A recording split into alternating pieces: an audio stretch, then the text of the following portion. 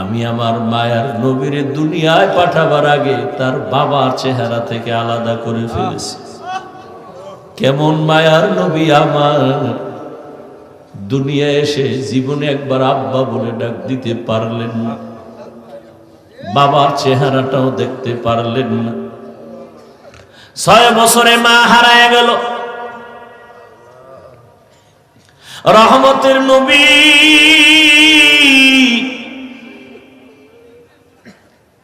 6 বছরে অবস্থা মা আমেনার মরণ এসে গেল। বিদায় বেলা মা কান্না করে, আর দাদা আব্দুল মুত্তালিবের কয়, নাতি তোমার হাতে দিয়ে গেলাম, খেয়াল রেখো তোমার নাতির দিক। কেমন মায়ার নবীর পরীক্ষা। নবীজি কাঁদেন, আমি কাকে মা বলে ডাকবো? সন্তান বিপদে পড়লে দ্রুত টেলিফোন করে, বাবা আমি বিপদে পড়ছি, তাড়াতাড়ি আসো, উদ্ধার করো।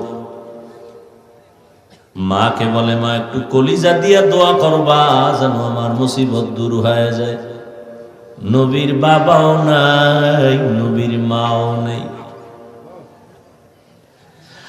8 বছর যখন নবীর বয়স, তখন দাদা আব্দুল মুত্তালিব বিদায় নিয়ে চলে গেলেন। দুনিয়া দারুল আসবাব। রহমতের নবীর উপরে 2টা ছায়া ছিল দুনিয়ার লাইনে। এক ছায়া চাচা আবু তালেব, আর এক ছায়া হলো তার সহধর্মিনী আম্মা জান খাদিজাতুল কুবরা রাদিয়াল্লাহু আনহা। কেমন কঠিন! একই বছরের অল্প টাইমের ব্যবধানে চাচাও চলে গেলেন। নবীর কলিজার স্ত্রী আম্মা জান খাদিজা রাদিয়াল্লাহু আনহাও চলে গেলেন। ওদিকে এমন একটা জায়গায় নবীরে পাঠাইলেন, এমন একটা সমাজে, যেই সমাজের মানুষগুলো পৃথিবীর নিকৃষ্ট, লম্পট, চরিত্রহীন। আরে মসজিদের পাশের মানুষগুলো অন্য মানুষের তুলনায় একটু লাইনে থাকে। মসজিদ তো, খবরদার জোরে সাউন্ড দিয়ে গান বাজাইস না, এটা নিয়ম আছে না? মসজিদের দূরের মানুষের তুলনায় পার্শ্বের মানুষ একটু ভালো থাকে। জমিনের মধ্যে আল্লাহ শ্রেষ্ঠ মসজিদ বানাইলেন বাইতুল্লাহ। ইন্না আউওয়ালা বাইতিন উযিআ লিন-নাসি লাল্লাযী বিবাক্কাতা মুবারাকান ওয়া হুদা, মুবারাকান ওয়া হুদাল লিল আলামিন।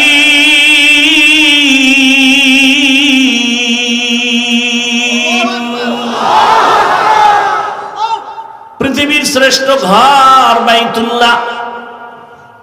কেমন ঘর? এই সব ঘর মসজিদ কার ঘর? নোয়াখালীর কেন্দ্রীয় মসজিদ কার ঘর? বাইতুল মুকাররম মসজিদ কার ঘর? সব মসজিদ আমার আল্লাহর ঘর, তবে বাইতুল্লাহর মর্যাদা অনেক বেশি। যেই বাইতুল্লাহর দিকে তাকাইয়া থাকবি সওয়াব। যেই বাইতুল্লাহর সীমানায় বসে একবার যদি ডাক দাও আল্লাহ, সাথে সাথে 1 লক্ষ বার আল্লাহ বলার সওয়াব। বাইতুল্লাহর সীমানায় বসে যদি একবার বলো সুবহান, 1 লক্ষ বার সুবহান বলার সওয়াব। বাইতুল্লাহর এরিয়ায় যদি একটা সিজদা দাও, 1 লক্ষ সিজদার সওয়াব আল্লাহ দান করবেন। এমন একটা দামি ঘরের পার্শ্বের মানুষগুলো এত বড় চরিত্রহীন হলো কেন? দুনিয়ার অন্য কোথাও এত খারাপ মানুষ নাই। বাইতুল্লাহর এরিয়ার মানুষ, পাশের মানুষগুলো এই পরিমাণ লম্পট, চরিত্রহীন কেন? এর একমাত্র কারণ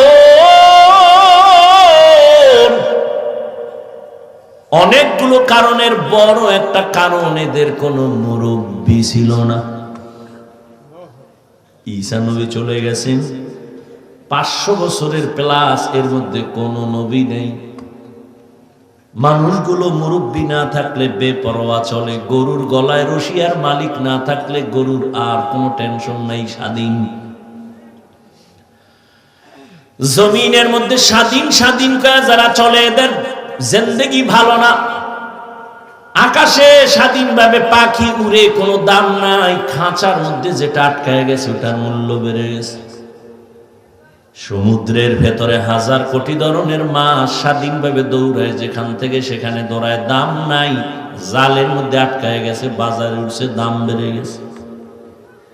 রাস্তায় কুকুর ঘুরে, কোন কুকুরের দাম নাই। মালিকের শিকল যেই কুকুরের গলায় লাগানো, কুকুরের দাম বেড়ে গেছে। জঙ্গলের হাজারো প্রাণীর কোনো মূল্য নাই, স্বাধীন। কিন্তু যেই প্রাণীটা মালিকের খাঁচায় আটকায় গেছে, চিড়িয়াখানার মধ্যে গেলে, তার ওখানে গেলে টাকা লাগে, দাম বেড়ে গেছে। ঠিক ও বৃহত্তর নোয়াখালীর মুসলমানেরা, স্বাধীনভাবে তুমি চলবা, কোনো মূল্য নাই। কালেমার রশি গলায় লাগায় রসুলের তরিকায় আলেমরে মাইনা চলবা, তোমার দাম এতটাই বাড়বে, নূরের সৃষ্টি ফেরেশতার থেকেও বেশি। ভাইরা আমার, বাইতুল্লাহর মানুষ খারাপ কেন? কি নাই? কোন মুরব্বী নাই, কোন আল্লাহর নবীও আসেন নাই। যখনই মুরব্বী হইয়া রহমতের নবী আসলেন,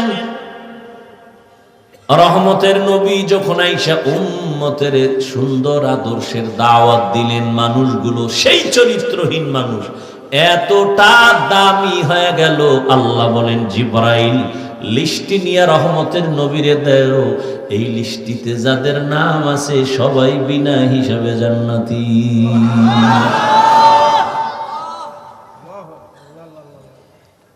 বিদায় বেলা রহমতের নবী চ্যালেঞ্জ দিয়ে গেছেন, ও উম্মতেরা, দুটো জিনিস রেখে যাই, ধরে না যদি রাখতে পারো, তোমাদের সম্মানও যাবে না, ঈমানও যাবে না। قال رسول الله صلى الله عليه وآله وسلم, এই ওই জায়গায় একটা লোক, ও মনে হয় যায় না, ভয়ে, যাও বাবা, ওই যে উঠছিল গেছে না, আবার ওখানে ভেজাল লাগাই সব নষ্ট করো না, তোমার সমস্যা থাকলে যাও। এটাই তো দুনিয়ার পরীক্ষা। সিনেমা হলের দরজাও খোলা, মসজিদের দরজাও খোলা, ওদিকে জাহান্নামের মার্কেট বাজারও চলতেছে, এটা জান্নাতের মার্কেটও চলতেছে, পরীক্ষা চলতেছে, কই ঢুকবি? হ্যাঁ, ওখানে দোকানপাট চলে, ওখানে খেলনা, ওখানে বেলুন, ওখানে নারী, ওখানে পুরুষ, ওখানে যুবক যুবতী, অবাধে কবিরা গুনাহ চলতেছে দোকানপাটে, চলে না? এখানে জান্নাতের বয়ান চলতেছে, ওখানে জাহান্নামের বাজার মিলেইছে ওয়াজ উপলক্ষে। ওয়াজ উপলক্ষে জাহান্নামের বাজার না, ওটাও জান্নাতের বাজার। যদি তাই হয়, তাই ওয়াজ উপলক্ষে দরকার কি বাজারে?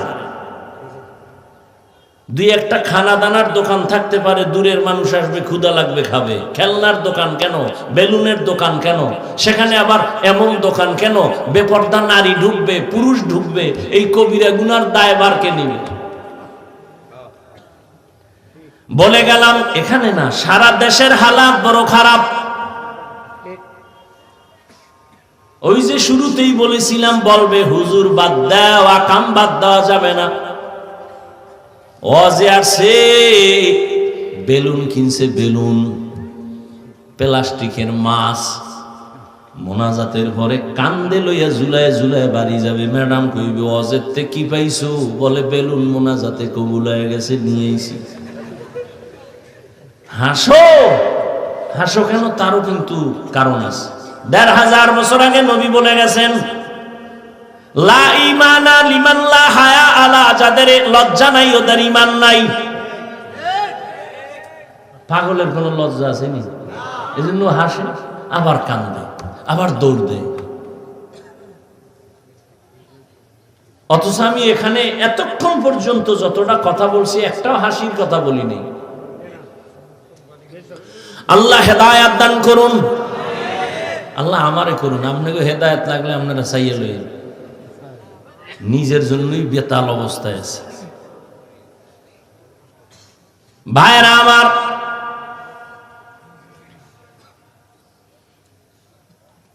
বড় কঠিন হালাত। ও পর্দার আড়ালের আম্মা জানেরা, আসেনি? আছে? নোয়াখালীর মহিলারা আওয়াজ শুনে কি শুনবে? হেরা যে আয়ার ডাইনে বামে কতটি ক্যাসেট লইয়া,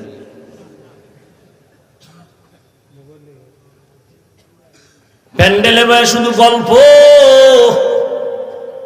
বছরের একদিন পাইছি, এই সমাবেশ আর কবে হবে? বুঝান, একটু কাছে আইও, খবর নেই। ভালো কথা কইব না কইব তোর স্বামী বিদেশ নি, কয় কি হালাত না? ভালোই, এরকম আজীবন থাকলি বালা। গল্প করতে করতে বয়ান কি হলো খবর নাই।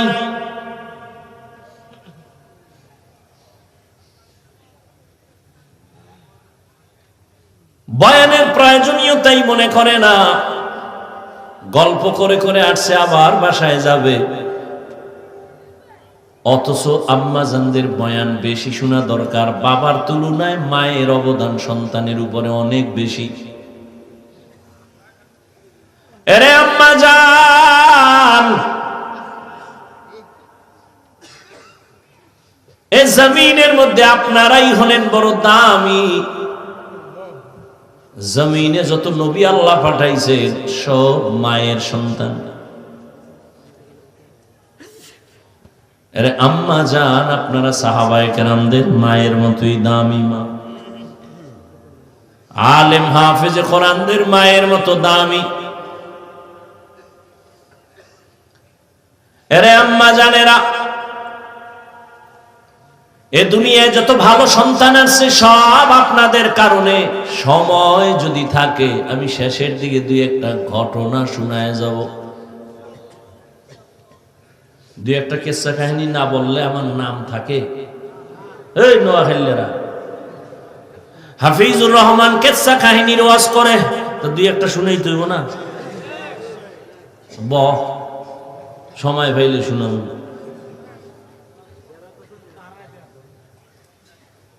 তবে শুনিয়া রাখিস রে নোয়াখালীর যুবক,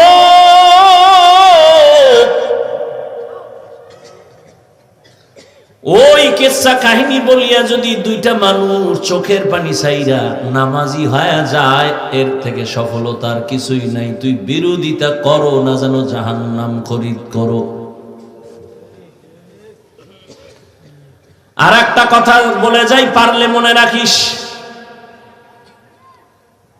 জাহেল কোরআন হাদিস সম্পর্কে কি বুঝবি? তোর কলবটা নষ্ট হয়ে গেছে। নিজের গুনার দিকে তাকাও না, অন্যের ভালো সহ্য করতে পারো না। চোখ নষ্ট, কলিজা নষ্ট, অন্তর নষ্ট।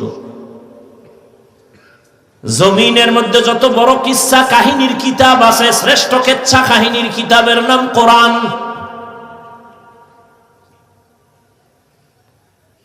জমিনে সর্বশ্রেষ্ঠ কিচ্ছা কাহিনীর দ্বিতীয় কিতাব হাদিস।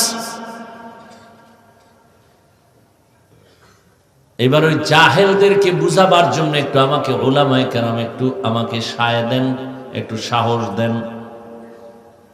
ওই জাহেলরা দেখুক কোরআন হাদিসের মধ্যে কিচ্ছা আছে না নাই।